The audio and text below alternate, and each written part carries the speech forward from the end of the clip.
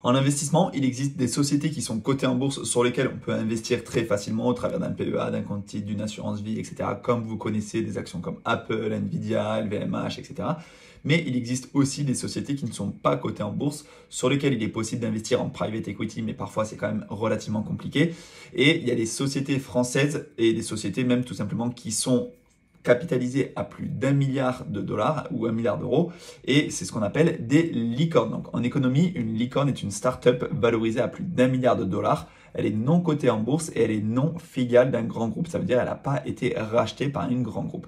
Là, je vais vous donner tout simplement des exemples, vous allez bien mieux comprendre. Doctolib, par exemple, la valorisation actuelle, c'est l'une des plus grandes licornes françaises, elle serait de 6,4 milliards de dollars. On a aussi l'entreprise dans l'intelligence artificielle, c'est un peu la fierté française, Mistral AI. Alors je ne sais pas s'il y a eu des changements au travers d'un rachat ou je ne sais pas récemment, mais en tout cas Mistral AI aussi très intéressant comme une licorne française. Back Market, il y a des sociétés que vous connaissez, d'autres que vous connaissez peut-être un peu moins, Content Square, Quanto.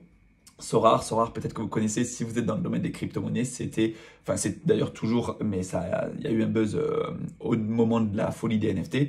C'est tout simplement des NFT sur le sport, en fait, des cartes de joueurs de foot, etc. Et voilà, on a aussi là par exemple Blablacar, c'est d'autres sociétés que vous connaissez, Payfit, il y a aussi Ledger, les petites clés Ledger qui vous permettent d'être propriétaire de vos crypto-monnaies. Tout ça, ce sont VP, tout ça, ce sont des licornes françaises. Parfois, les licornes sont introduites en bourse. Et en fait, il y a des sociétés qui sont introduites en bourse, c'est ce qu'on appelle une IPO, donc une introduction en bourse.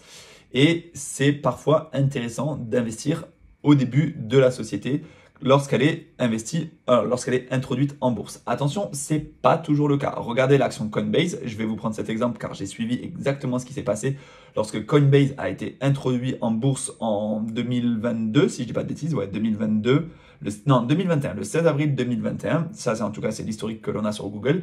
Tout simplement, on était dans le bull run des cryptos, tout se passait très bien. Coinbase, l'un des plus gros exchanges de crypto-monnaies, a décidé de s'introduire à la bourse de New York.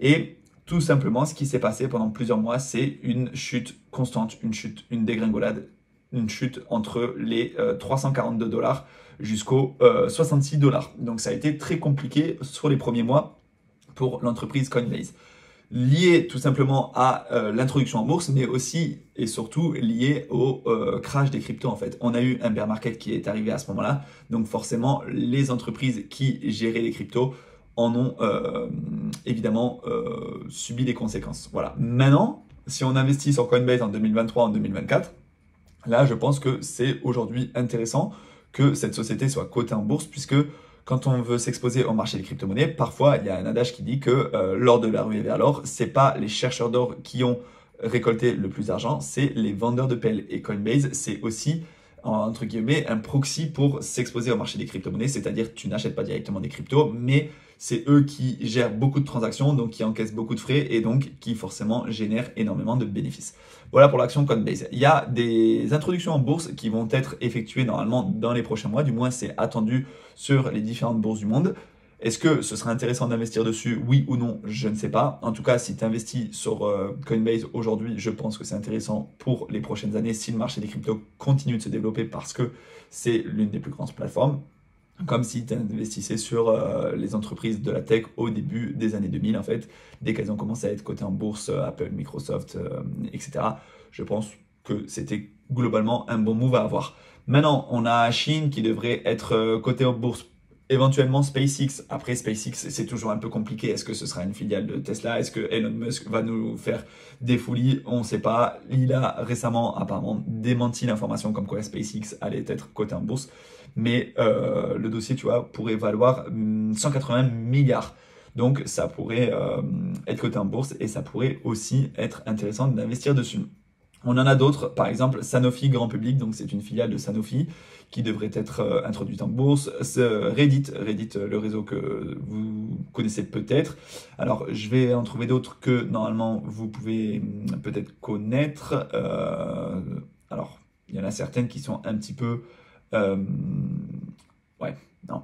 Simplement, moi j'ai en tête Revolut. Revolut, normalement, c'est, vous connaissez, hein, c'est l'une des plus grandes banques en ligne en Europe et ça devrait être coté sur la bourse. Alors je sais pas, il me semble que c'est une entreprise.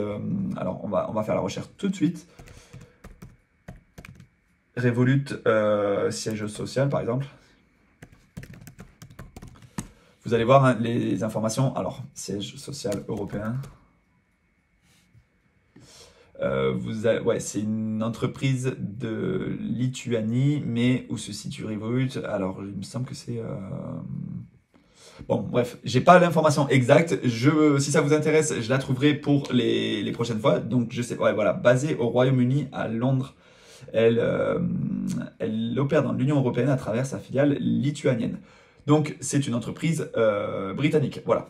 C'est tout ce que je voulais vous dire tout simplement sur les startups, sur les licornes qui peuvent être éventuellement cotées en bourse. Est-ce que oui ou non c'est intéressant? Je ne sais pas, mais je voulais vous apporter un petit peu de culture personnelle. Je ne sais pas si ça vous a appris quelque chose. En tout cas, moi, j'ai eu plaisir à faire cette vidéo. Sachez qu'une licorne, c'est une société qui n'est pas cotée en bourse et qui a investi et qui est capitalisée à plus de 1 milliard de dollars. Voilà, au moins maintenant vous le savez. Et si vous avez des questions, n'hésitez pas à les poser dans les commentaires. À très bientôt. Ciao!